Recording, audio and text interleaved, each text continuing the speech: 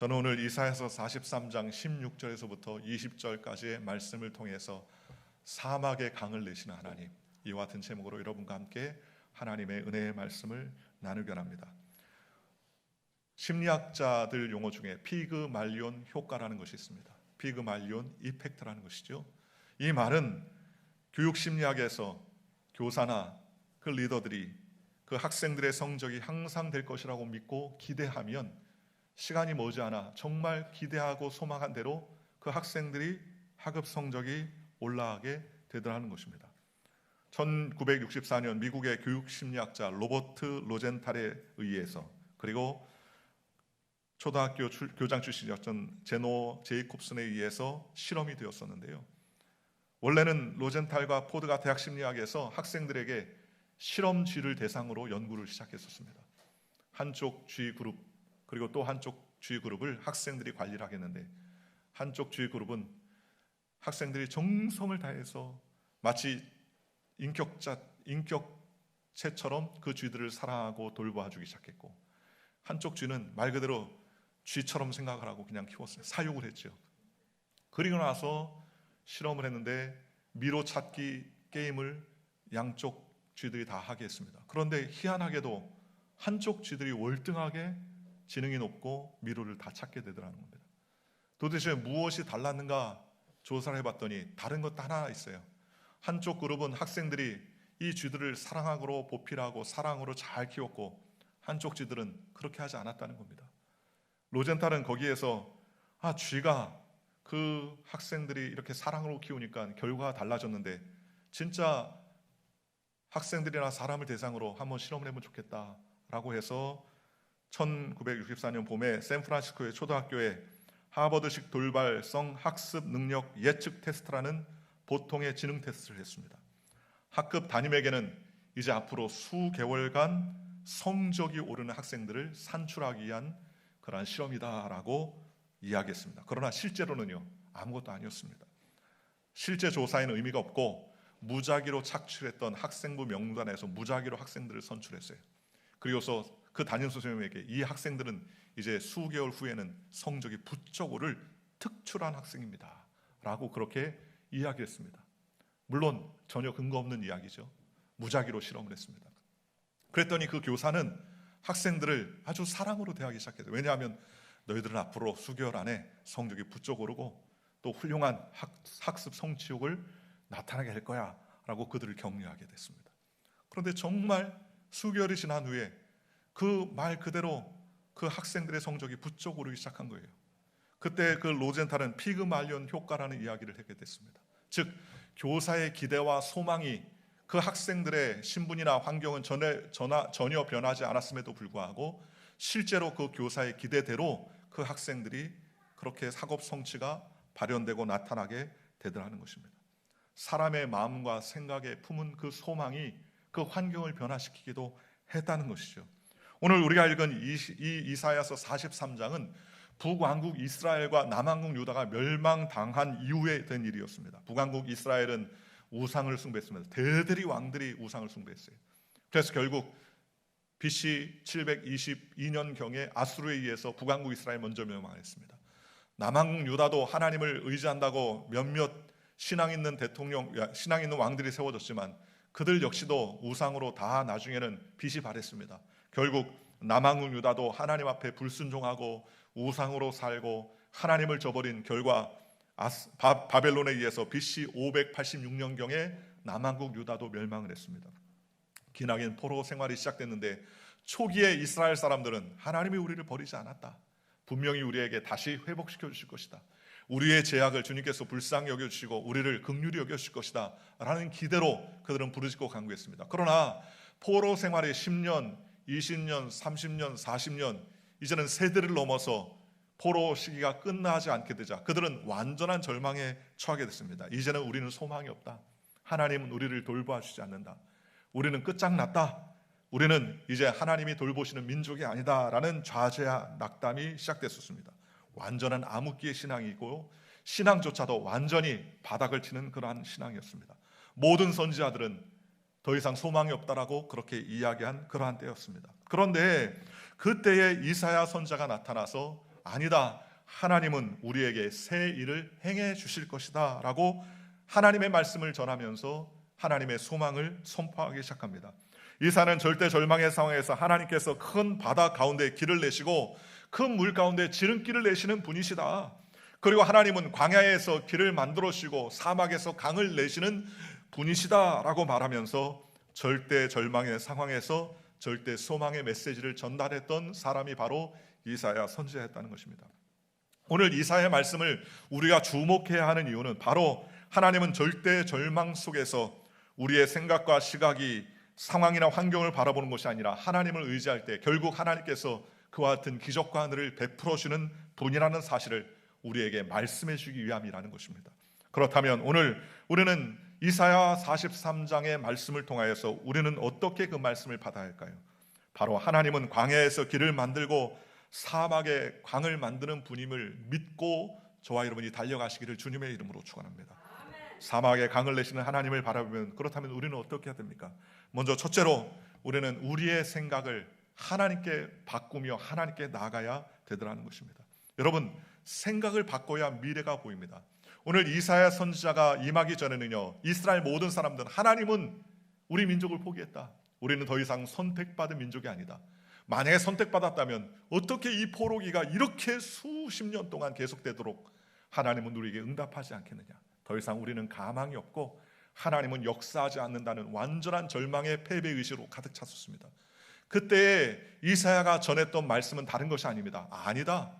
하나님은 절망의 하나님, 우리를 돌보시는 하나님이 아니라 우리를 돌보시고 광야에 길을 내시고 사막에 강을 내시고 큰 바다 가운데 길을 내시고 큰 물 가운데 지름길을 내시는 변화를 주시는 하나님이다라는 생각을 바꾸기 시작했다는 것입니다. 여러분, 많은 사람들이 과거에 매여서 현재를 비관하고 아직도 오는 미래에 대해서 두려워하고 낙담할 경우가 얼마나 많이 있습니까? 두려움에 휩싸여 살아가는 경우가 얼마나 많이 있습니까? 생각해 보십시오. 우리의 두려움의 원인은 무엇입니까? 지금 현재가 그리고 내일 모레가 전혀 비전이 없고 소망이 없다라는 그런 두려움 때문 아닙니까? 즉 미래가 불투명하다는 것 아니겠습니까? 그런데 우리가 최선을 다해야 할 시간은 오늘 현재 시간이에요. 하나님께서 우리에게 주신 이 현재 시간에 가장 중요한 것, 가장 귀한 것 중에 하나는 우리의 생각을 바꿔내야 된다는 것입니다. 누가복음 12장 25절에서 20절에 또 너희 중에 누가 염려함으로 그 길을 한 자나 더할 수 있느냐, 그런즉 가장 작은 일도 하지 못하면서 어찌 다른 일들을 염려하느냐라고 성경은 말씀해 주셨습니다. 아무리 어려운 상황이라 할지라도 생각을 바꾸면 길이 열리고요, 아무리 어려운 상황이라 할지라도 생각을 바꾸면 하나님께서 구원의 역사를 베풀어 주신다는 것입니다. 그러니 우리는 주님을 믿고 함께 나갈 때 하나님은 우리를 변화시키시고 하나님은 상황을 변화시키시고 하나님은 문제보다 크시고 하나님은 놀라운 기적을 베푸시는 분이라는 그 사고와 그 뜻을 잃지 않고 하나님께 나아가기를 주님의 이름으로 축원합니다.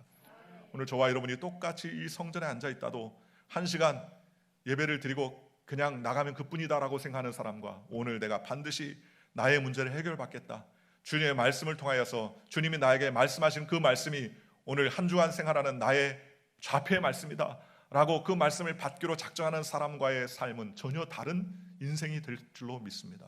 그러니 오늘 저와 여러분이 우리에 대한 생각, 하나님에 대한 생각을 올바로 갖는 저와 여러분들 되시기를 주님의 이름으로 축원합니다. 성경에 보면 예수님께서 많은 병자를 고칠 때 중풍병 걸린 친구를 데려왔던 4명의 친구를 본 적이 있습니다. 사람들이 너무 많아서 예수님에게 안수받을 기회가 전혀 없었습니다. 그런데 이 친구들은 할 수 없다, 여기까지 왔으니까 고생했다, 이만하면 됐다, 우리의 의지를 보였다라고 돌아가지 않았습니다. 그 환자를, 친구인 환자를 데리고 들것에 싣고 돌아가지 아니하고 오히려 그들은 길이 없고 사람들이 막혀서 그 예배 장소에 들어갈 수 없을지라도 우리가 반드시 이 환자인 친구인 중풍병 걸리는 환자를 예수님 발 앞에 내려놓고 기도를 받게 하겠다, 그러면 주님이 반드시 치료해 주실 것이라는 생각을 가지고 있었습니다. 그 생각을 가졌던 친구들은요, 문이 막히고 갈 수 없게 되자 그들은 지붕에 올라가서 지붕을 뜯어내기 시작했다고 성경은 말합니다. 지붕에 올라가서 집 천장 구멍을 뚫었습니다. 그리고 중풍병 환자를 달아내어서 예수님께 안수 기도를 받았습니다. 할 수 없다고 생각했으면 평생 중풍병으로 살다가 죽었을 것입니다. 그런데 할 수 있다. 예수님 발 앞에 나아가면 예수님께서 치료해 주실 것이다. 예수님께서 온전케 해 주실 것이다. 그러면서 예수님께 나아갈 방향만 생각했습니다. 만약에 그들이 사람들이 비난하고 지붕 뜯어내면 먼지가 일어나고 그것을 갖다가 보상해 줄 돈을 생각하고 미래를 생각했다면 그들은 지붕을 뚫어낼 엄두를 내지 못했을 것입니다. 그러나 내 친구가 적어도 예수님 발 앞에 서 있게 되면, 예수님 발 앞에 내려놓으면 예수님은 거절하지 아니하시고 치료하시는 분이라는 확실한 치료의 생각, 확실한 은혜의 생각으로 그들은 가득 찼었습니다. 그래서 집에 구멍을 뚫어낼 정도의 생각을 갖게 되었었습니다. 성경에 보면 할 수 없다고 생각하는 사람은 언제나 그만두고 맙니다. 패배한 인생이 되고 만다는 것이죠. 오늘 저와 여러분들도 마찬가지입니다. 오늘 우리의 환경을 바라보지 말아야 됩니다. 상황을 바라보지 말아야 됩니다. 상황과 환경의 데이터는 항상 우리에게 좌절과 낭만과 낙심과 포기를 가져다 주지만 상황을 뛰어넘고 예수님을 바라보면 예수님께서는 기적을 베풀어 주시고 은혜를 베풀어 주는 줄 믿으시기를 주님의 이름으로 축원합니다. 우리는 어떤 상황에도 예수를 받아봐야 됩니다. 예수님께서 제자들이 풍랑 가운데 휩싸일 때에 유유히 예수님께서 무리를 걸어오셨지 않습니까? 그때 모든 사람들이 유령이다 라고 소리치면서 낙담을 했습니다. 그런데 베드로가 자세히 보니까 예수님이거든요. 그런데 예수님께서 무리를 걸어오는 거예요. 그러니 얼마나 놀랐겠습니까? 예수님이 무리를 걸어오는 장면을 보고 베드로는 기가 막혔습니다. 자기가 뱃사람이요 잔뼈가 어부 출신인 잔뼈가 구운 그런 사람인데 도저히 예수님께서 바다 위로 걸어온다는 것은 상상해 본 적도 없고 그런 일이 경험해 본 적도 조차 없지 않습니까? 그때 베드로는 주여 나를 명하여서 나도 무리를 걷게 하여 주옵소서 라고 그렇게 간청합니다. 주께서 오라라고 명령해 주셨습니다. 그러자 베드로는 파도 위에 발을 옮겨놓기 시작했습니다. 그런데 빠져 들어가지 아니하고 마치 마른 땅에 선 것처럼 서게 되어 있어요. 저벅저벅 걷게 되다가 예수님 앞으로 가게 되는데 갑자기 생각이 미쳤습니다. 야, 내가 바다 위를 걸을 수 있다니 이거는 인간의 지성과 이성으로는 상상할 수 없는 일이다. 바람이 자기 얼굴을 때리고 파도가 자기 얼굴을 때리고 온몸에 바닷물로 덮이기 시작하면서 그는 두려워했습니다. 내가 지금 잘못된 생각이다. 내가 서 있는 것 자체가 그건 어불성설이다. 안 된다라고 생각하자 그는 그 즉시 파도에 바람에 그리고 그 물결에 빠지게 되었다고 성경은 말씀하셨습니다. 그때 예수님께서는 그를 갖다가 붙잡아 주셨습니다. 그리고서 그에게 환경을 보지 말고 왜 바람과 파도를 쳐다보고 왜 물결을 보고 낙심했느냐라고 예수님께서 구주셨습니다. 즉 예수님께서는 어떤 상황 가운데서도 환경이나 물결이나 파도나 바람을 보는 것이 아니라 예수님을 바라보고 예수님께서 오라 명령하셨으면 그대로 될 것임을 믿고 나아가야 된다는 사실을 베드로에게 상기시켜 줬다는 것입니다. 오늘 저와 여러분도 마찬가지입니다. 오늘 우리가 예수님의 말씀을 의지하고 나아간다면 환경을 바라보고 낙심하면 안 됩니다. 상황을 보고 낙심하면 안 됩니다. 상황과 지표는 항상 우리에게 낙심과 낙담을 가져다 주지만 예수님은 상황과 환경의 지표를 뛰어넘어 문제보다 크신 하나님, 우리에게 은혜를 베푸시는 하나님, 능력을 베푸시는 하나님임을 우리에게 선언해 주고 계시지 않습니까? 그러니 우리는 인생의 마음에 두려움으로 가득 차서 늘 풍랑을 바라보는 인생이어야 됩니다. 풍랑은 항상 있어요. 문제는 항상 있습니다. 어린아이에게도 문제가 있고요. 지금 곧 인생을 마감할 사람에게도 문제가 있습니다. 우리의 삶에 문제가 끊임없이 다가올 때가 얼마나 많이 있습니까? 오늘 이러할 때 우리는 우리의 생각을 고쳐먹고 우리의 눈을 들어서 십자가를 바라보는 저와 여러분들 되시기를 주님의 이름으로 축원합니다. 오늘 19절의 성경은 이렇게 말씀하셨습니다. 보라 내가 새 일을 행하리니 이제 나타날 것이라 너희가 그것을 알지 못하겠느냐. 반드시 내가 광야의 길을 사막의 강을 내리라 라고 말씀해 주셨습니다. 하나님을 믿고 나아가면 어떻게 인간적으로 광야의 길을 냅니까? 사막의 강을 냅니까? 그건 인간의 지성과 이성으로는 해결할 수 없는 방법입니다. 그러나 하나님은 물이 없는 사막의 강을 내어주시는 분이요, 광야 가운데서 길을 내어주는 분이요, 큰 바다 밑에 길을 내어주시고 물결 가운데 지름길을 준비하시고 예비하시는 하나님이라고 성경은 말씀해 주셨습니다. 그러니 우리가 우리의 마음의 생각을 고쳐먹고 주님을 바라보면 십자가를 통하여서 하나님께서 은혜를 베풀어 주시는 것입니다. 저와 여러분이 어떠한 상황에서도 십자가를 바라보고 주님을 의지하는 믿음의 백성이 되시기를 주님의 이름으로 축원합니다. 여러분, 죄인이 십자가를 바라보면 의인이 됩니다. 그렇지 않습니까? 더럽고 추악한 인생이 십자가를 바라보면 거룩한 인생이 됩니다. 좌절과 낭만과 실패의 인생이 십자가를 바라보면 축복의 인생으로 변하고요, 영원히 죽을 수밖에 없는 인생이 십자가를 바라보면 영생 부활의 천국을 꿈꿀 수 있는 십자가의 삶을 살 수 있도록 하나님께서 역사해 주시지 않습니까? 그러니 여러분, 우리는 십자가를 바라봐야 됩니다. 십자가를 바라보면 우리에게 변화를 주시고 소망을 주시고 은혜를 베풀어 주시는 것입니다. 이사야 선지자가 그 이야기를 한 것입니다. 우리는 우리 하나님을 바라봐야 됩니다. 실패와 좌절을 극복하고 우리에게 길을 내어주시고 우리에게 놀라운 기적을 베풀어 주시는 하나님, 새 일을 행하시는 하나님을 바라보라는 것입니다.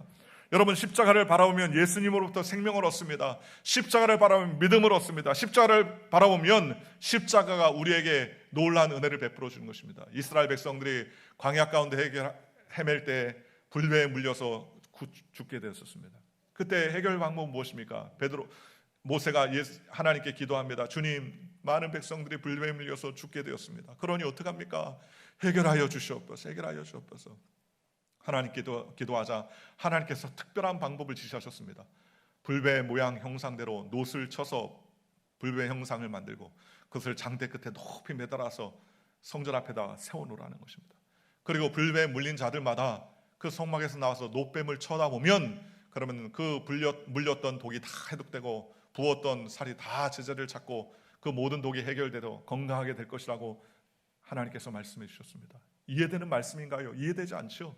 어떻게 불배에 물려서 독이 퍼지고 몸이 퉁퉁 붓고 살 수 없는 환경 가운데서 어떻게 놋뱀을 쳐다보면 그 놋뱀이 무엇인데 내 몸에 있는 독이 퍼지고 내 몸의 모든 더러운 질병들이 떠나갑니까? 이해할 수 없는 것입니다. 그러나 하나님께서 모세에게 놋을 쳐서 뱀을 만들어 형상을 매달아라. 그것을 쳐다본 자들마다 치료함 받고 깨끗함을 받는다고 주님 말씀해 주셨습니다. 이것이 바로 하나님께서 정하신 방법이었습니다.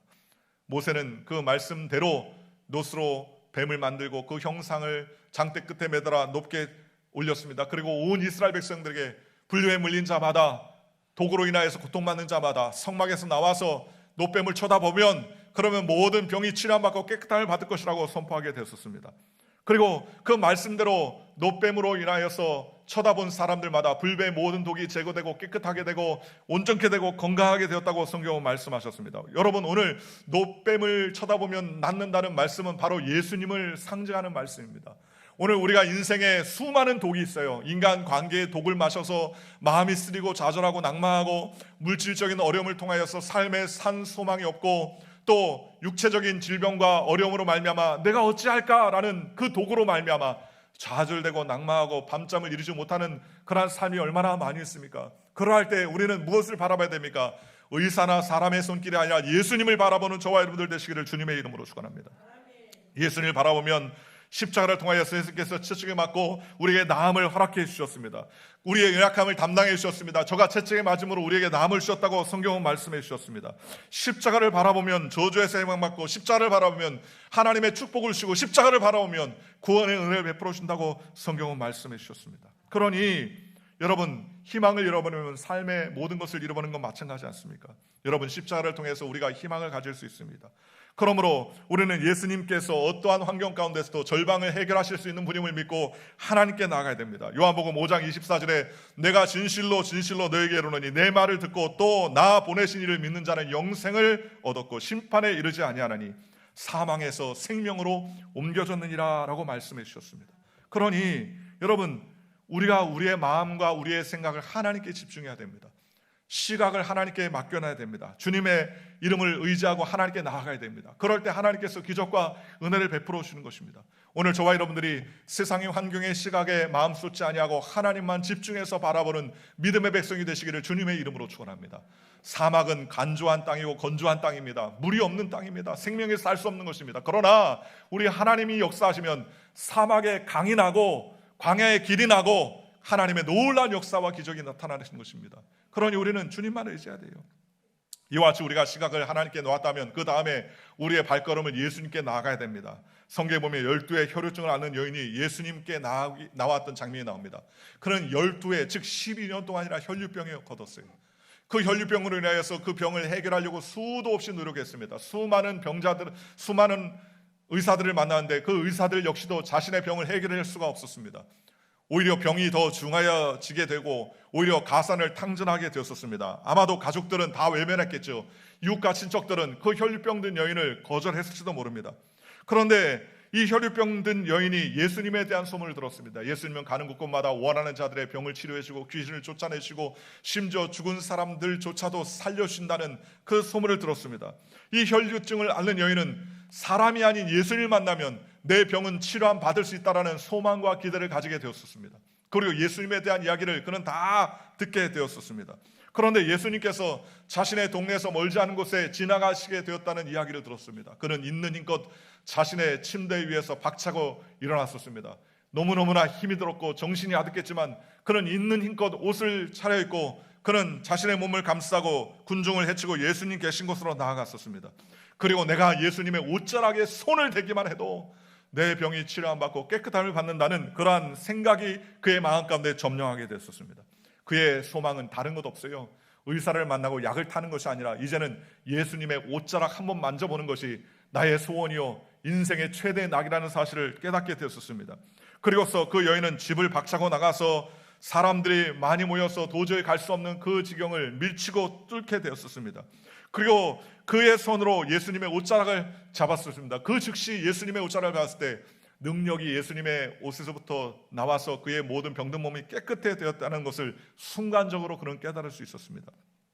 빌립보서 4장 13절에 내게 능력 주신 자 안에서 내가 모든 것을 할 수 있다고 주님 말씀해 주셨습니다. 여러분, 생각은 믿음의 발걸음을 옮기게 되고 이를 성취할 수 있게 되는 것입니다. 아무리 생각을 많이 해도 그 발걸음을 옮기지 않는다면 얼마나 불행하겠습니까? 오늘 저와 여러분도 마찬가지입니다. 우리의 생각을 하나님께 맞추고 우리의 시각을 하나님께 초점을 맞췄다면 우리의 삶의 발걸음을 주님께 옮기는 저와 여러분들 되시기를 주님의 이름으로 축원합니다.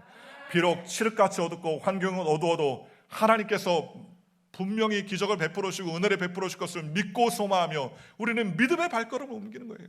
믿음의 발걸음을 옮기면 하나님께서 은혜를 베풀어 주시는 것입니다. 인생을 살다가 진퇴양난의 어려움을 만날 때가 얼마나 많이 있습니까? 길이 없다, 막다른 골목이다, 소망이 없다, 더 이상 가망성이 없다라고 생각할 때가 얼마나 많이 있습니까? 그런데 하나님 믿는 사람들에게는 길이 생겨요. 어떤 길입니까? 동서남북의 길은 다 막혀도 하나님은 길을 내주시는 분인데 그 길이 어떤 길입니까? 바로 예수님께서 길이 되어주시는 것입니다. 예수님은 말씀하시기를 내가 곧 길이요 내가 곧 진리요 내가 생명이다 라고 주님 말씀해 주셨습니다. 그러니 동서남북 사방이 다 막혀도 하나님은 하늘길을 내시는 분입니다. 그 하늘길이 바로 예수님이라는 사실을 믿으시기를 주님의 이름으로 축원합니다.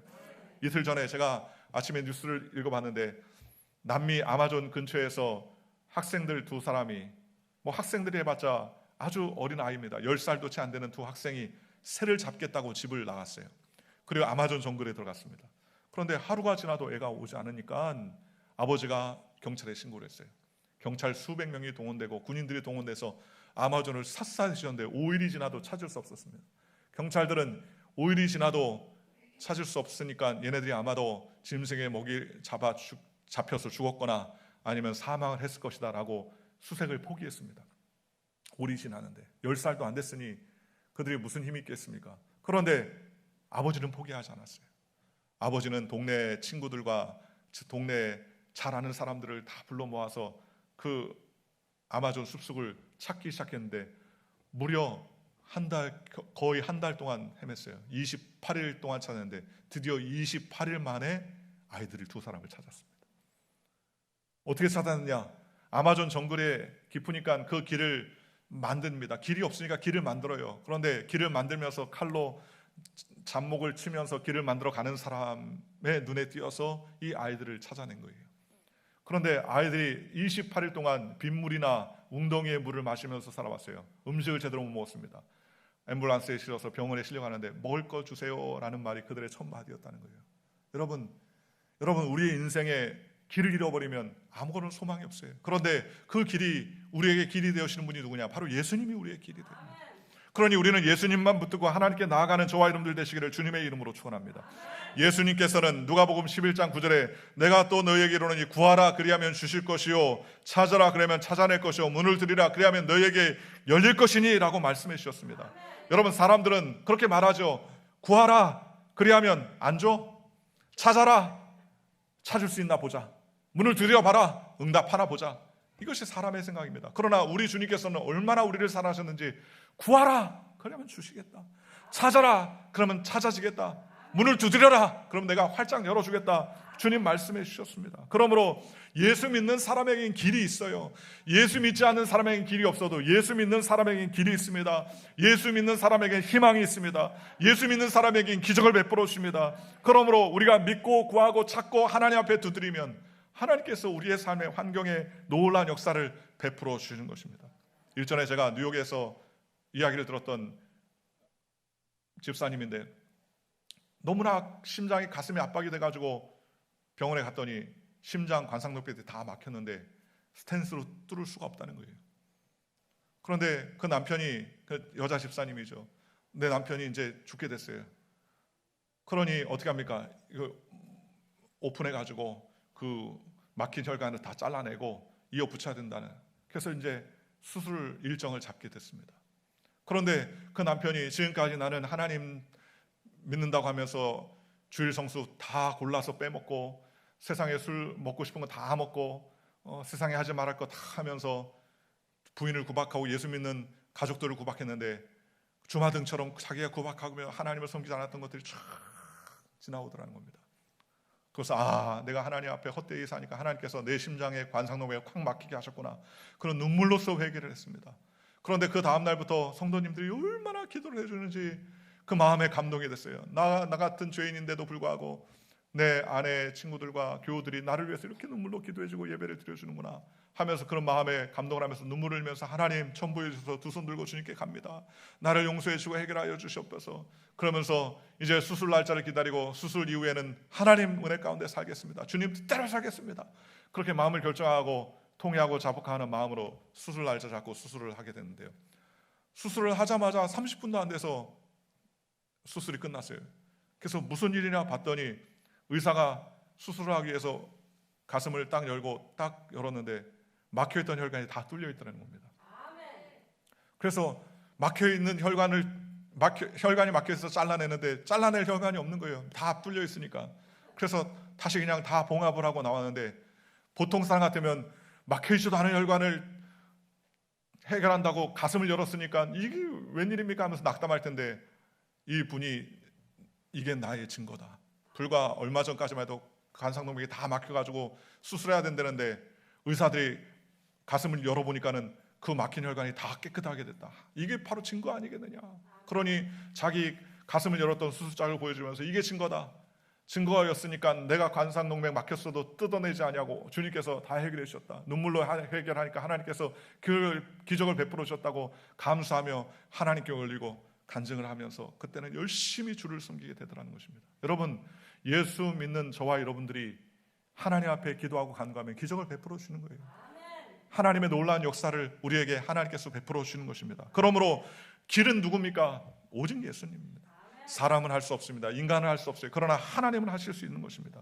그러니 우리는 어떤 경우에서든지 하나님 앞에 나아가 하나님 앞에 묻고 기도하고 간구하며 하나님께 나가야 되는 것입니다. 우리는 일을 하다가 안 되면 비난하고 공격하고 탄식하고 낙심하고 우리의 삶을 낙담할 경우 얼마나 많이 있습니까? 그런데 그 같은 것도 내려놔야 돼요. 안 되는 것도 오히려 하나님께서 기적을 베풀어 주시고 안 되는 것도 잘 되게 해주신다. 예수 믿는 사람들, 하나님을 사랑하는 자, 그 뜻대로 부르심을 입은 자에게 모든 것이 합력하여 선을 이룬다. 그러한 믿음의 자세와 생각을 가지고 하나님께 발걸음을 나아가야 됩니다. 하나님이 역사해 주시면 반드시 종국적으로 놀라운 역사와 은혜가 일어난다는 기대와 소망을 가지고 하나님께 나가야 되는 것입니다. 예수 그리스도 안에서 항상 좋은 일이 난다는 생각을 가져야 됩니다. 하나님께서 합력하여 선을 이룬다고 생각하시기를 주님의 이름으로 축원합니다. 끝장난 것이 아니라 이제 시작이다라는 생각을 가져야 됩니다.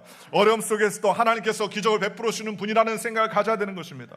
마가복음 9장 23절에 예수께서 말씀하시기를 할 수 있거든요. 무슨 말이야? 믿는 자에게는 능치 못할 일이 없느니라 라고 말씀해 주셨습니다. 얼마나 놀라운 말씀입니까? 믿지 않는 사람에게는 그런 역사가 일어나지 않지만 믿는 사람에게는 능치 못할 일이 없다. 하나님 앞에 부르짖고 나아가면 주님께서 기적을 베풀어 준다고 성경은 말씀해 주셨습니다. 기도의 사람으로 불린 E.M. 바운주는 기도의 힘에 이렇게 말합니다. 기도는 전능하신 하나님이 성도의 손에 쥐어진 귀한 능력이다. 기도야말로 하나님과 인간을 이어주는 가장 끈끈한 끈이며 연약한 인간은 기도를 통하여서 하나님의 역사하심에 동참할 수 있다. 기도는 우리가 할 수 있는 가장 큰 일이다 라고 그렇게 이야기했습니다. 여러분, 저와 여러분이 무슨 힘이 있습니까? 힘이 없지요. 그런데 하나님께서 주신 놀라운 힘이 있다는 거예요. 그 힘이 뭐냐? 기도라는 겁니다. 기도는 하나님의 보좌를 움직이는 그런 강력한 무기라고 성경은 말씀해 주셨고, 예수님은 너희가 아무것도 기도하지 않았으나 지금은 구하라 그리하면 받으리니 너희의 기쁨이 충만하리라. 주님 말씀에 한마디로 기도해도 좋다고 허락받은 인생이에요. 오늘 예수 믿는 사람들은요, 기도해라 응답하시겠다라고 주님이 약속해 주셨다는 것입니다. 그러므로 우리 예수 믿는 사람들은 어떤 어려움 가운데서도 하나님께 불태진의 기도를 드리며 하나님께 간구하는 믿음의 백성이 되시기를 주님의 이름으로 축원합니다. 또한 우리는 어려운 일을 만났을 때 뒤로 물러가지 않는 저와 여러분들 되시기를 주님의 이름으로 축원합니다. 사람들은 문제를 만났을 때 누구에게 도움을 청해야 할 것인가를 분명히 압니다. 아무 힘도 없는 사람을 찾아가 도와달라는 것은 어리석은 일이죠. 그렇잖아요. 능력이 없고 힘 없는 사람을 찾습니까? 아니에요. 힘이 있는 사람, 내 문제를 해결해 줄 수 있는 사람, 그러한 사람을 찾을 때가 얼마나 많이 있습니까? 그런데 어려움을 만날 때 하나님이 아니라 사람을 찾는 사람들이 많이 있습니다. 시편 141편 3절과 5절을 이렇게 말합니다. 그인들을 의지하지 말며 도울 힘이 없는 인생도 의지하지 말지니 그의 호흡이 끊어지면 흙으로 돌아가서 그날에 그의 생각이 소멸하리로다. 야곱의 하나님을 자기의 도움으로 삼으며 야훼 자기의 하나님께 자기의 소망을 두는 자는 복이 있도다라고 말했습니다. 오늘 저와 여러분이 시련과 어려움을 만날 때 우리의 도움이 어디 있느냐? 바로 하나님이 우리의 도움이라는 거예요. 이게 엄청난 놀라운 일 아닙니까? 여러분, 도움을 받을 수 있는 대상이 없어서의 문제지, 하나님은 차라리 우리에게 야, 사람 의지하지 마라, 도울 힘이 없는 인생도 의지하지 마라, 나를 의지해라, 내가 너에게 소망을 주고 내가 너의 길을 인도해 주겠다고 주님을 에게 약속해 주셨다는 것입니다. 엘리야는 기도로 비를 내리게 했던 사람이었습니다. 사람들이 가뭄이 있어서 굶어 죽을 정도로 어려워했었습니다. 그러나 비를 내려달라고 하나님께 기도했어요. 한 번, 두 번, 세 번 했는데도 아무 징조가 보이지 않았지만, 그러나 무려 7번째 기도하고 하늘을 쳐다보니까 하늘 끝에서 손바닥만한 구름이 일어나기 시작했었습니다. 그때 엘리야는 아합 왕에게 이제 큰 비가 오는 소리가 들립니다. 빨리 병거를 타고 왕궁으로 돌아가십시오 라고 이야기합니다. 그리고서 마차를 정비하고 나아가는데 순식간에 온 하늘이 덮고 비가 내리기 시작하며 완전히 3년 반 동안의 비가 오지 않았었는데 비가 줄기처럼 내리기 시작하게 됐다는 것입니다. 오늘 저와 여러분도 마찬가지입니다. 한 번, 두 번 기도해서 포기하지 아니하고 하나님이 주시겠다고 말씀했어요. 주시옵소서 기도하고 간구하는 저와 여러분들 되시기를 주님의 이름으로 축원합니다. 성경 예수님께서 한 과부의 재판관과의 관계를 이야기해 주셨습니다. 재판관 앞에 나가서 내 원수에 대한 원한을 풀어주세요. 내 원수에 대한 원한을 풀어주세요. 아무리 얘기해도 재판관이 말을 들어주지 않습니다. 왜냐하면 재판관은 아주 안 좋은 사람이라 뇌물이나 이와 같은 것들을 받지 않으면 안 도와주는 사람이에요. 그런데 이 재판관이 나중에 하도 끈질기게 구하니까 포기합니다. 내가 하나님도 무서워하지 아니하고 사람도 무서워하지 않는데 이 여인은 참 무섭다. 아침마다 출근할 때 턱 나타나가지고 너의 원한을 풀어주세요. 퇴근할 때도 탁 나타나서 너의 원한을 풀어주세요. 야, 잠잘 때도 그 여인이 꿈에 나타날까 무섭다. 내가 다른 사람, 하나님도 안 무서워하고 사람도 안 무서워하는데 저 여인이 무섭구나. 내가 저 여인의 원한을 풀어줘야 되겠다. 그렇게 이야기하지 않습니까? 예수님께서는 그 이야기를 말씀하시면서 밤낮 부르짖는 자의 기도를 응답하지 아니하시겠느냐, 주님 말씀해 주셨습니다. 여러분, 사람도 두려워하지 아니하고 하나님도 무시하는 매몰찬 사람이요 무정한 사람이지만 밤낮 부르짖으니까 그 기도를 들어준다는 거예요. 그런데 하나님도 그 기도를 안 들으셔주겠다는 거예요. 그러니 기도를 주겠다는 것이죠. 오늘 저와 여러분도 마찬가지입니다. 하나님 앞에 부를 때 간구해야 됩니다. 어느 한 도시에 우물을 파는 전문가가 있었습니다. 다른 전문가들이 와서 우물을 파면 다 실패해도 그 전문가는 오면 우물을 다 파요. 물이 나옵니다. 그랬더니 그 우물을 팠던 사람에게 물어봅니다. 아니, 다른 사람들은 와서 우물을 못 파는데 당신은 어떻게 백발백중 우물을 다 팝니까? 그랬더니 그 우물 파는 전문가가 막 웃으면서 다른 사람과 내가 틀린 게 하나 있어요. 뭡니까? 그랬더니 그 사람들은 좀 파다가 안 나오면 다른 곳을 팝니다. 그런데 저는요, 나올 때까지 팝니다. 그러면 나와요. 그렇게 얘기하더라는 겁니다. 파봐서 안 나오면 옮기는데 이 사람은요, 나올 걸 믿고 판다는 거예요. 안 나오면 나올 때까지 판다는 겁니다. 그래서 100m, 200m까지 우물을 판다는 거예요. 안 나올 턱이 없죠. 오늘 저와 여러분도 마찬가지입니다. 예수님께서 말씀하시기를 밤중에 친구가 왔는데 먹을 것을 달라고 합니다. 떡을 달라고 합니다. 벗이 왔다고 합니다. 그런데 주인으로서 귀찮은 상황입니다. 그러나 먹을 것을 주게 됩니다. 그러면서 말하기를 내가 나의 친구가 되어서 주는 것이 아니라 하도 시끄럽게 해서 잠을 못 자게 하니까 강청함으로 인해서 내가 떡을 준다라고 이야기했습니다. 예수님께서는 그 비유를 들으면서 말씀하시기를 밤낮 부르짖는 자의 기도를 응답해 주겠다고 성경은 말씀해 주셨습니다. 오늘 저와 여러분도 마찬가지입니다. 하나님 앞에 끈질기게 기도하십시오. 우리 하나님 어떤 하나님이십니까? 사막에 강을 내시는 분이에요. 광야에 길을 내시는 분이에요. 큰 바다 가운데 숨겨놓은 길을 열어놓으시는 분이요, 큰 물 가운데 지름길을 내시는 분이라고 이사야 말씀을 통해서 우리에게 말씀해 주셨지 않습니까? 그러니 우리는 기도해야 됩니다. 예레미야 33장 2절과 3절에 이를 행하시는 야훼, 그 일을 만들어 성취하는 야훼, 그 이름을 야훼라는 이가 이같이 노라. 너는 내게 부르짖으라. 내가 내게 응답할 거, 내가 알지 못하는 크고 은밀한 일을 내게 보여주리라 라고 말씀해 주셨습니다. 우리가 하나님 앞에 나아가야 됩니다. 마귀는 우리가 기도 못하게 하고 좌절하게 하고 낙망하게 하고 낙심하게 하고 낙담하게 합니다. 그러나 하나님은 우리에게 구원의 은혜를 베풀어 주시는 분이에요. 하나님은 우리에게 복을 주시는 분입니다. 하나님은 우리를 강건하게 해주시는 분입니다. 어떠한 상황 가운데서도 주님을 바라보고 나아가는 저와 여러분들 되시기를 주님의 이름으로 축원합니다. 주님은 새 일을 행하시는 분이요, 광야에 길을 내시고 사막에 강을 내시는 것입니다. 여러분이 사막 같은 어려움을 만나고 또 광야 같은 어려움을 만나도 하나님께서는 그 사막의 강물을 대시고 생수의 근원을 주님께서 허락해 주시는 분이라는 사실을 믿으시기를 주님의 이름으로 축원합니다. 그리고 어떤 어려움이 있더라도 하나님께서 우리의 삶을 변화시켜 주시고 구원의 은혜를 베풀어 주실 것을 소망하시기를 주님의 이름으로 축원합니다. 예수의 이름으로 절망은 물리치시기를 주님의 이름으로 축원합니다.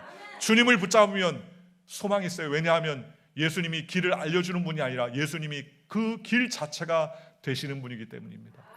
오늘 저와 여러분에게 어떤 사망의 어려움이나 또 사막의 어려움이 당해도 주님께서 강물을 열어주시고 만들어주실 것을 소망하며 하나님께 나아가는 존귀한 주의 백성들 되시기를 주 예수의 이름으로 간절히 축원합니다. 기도하겠습니다.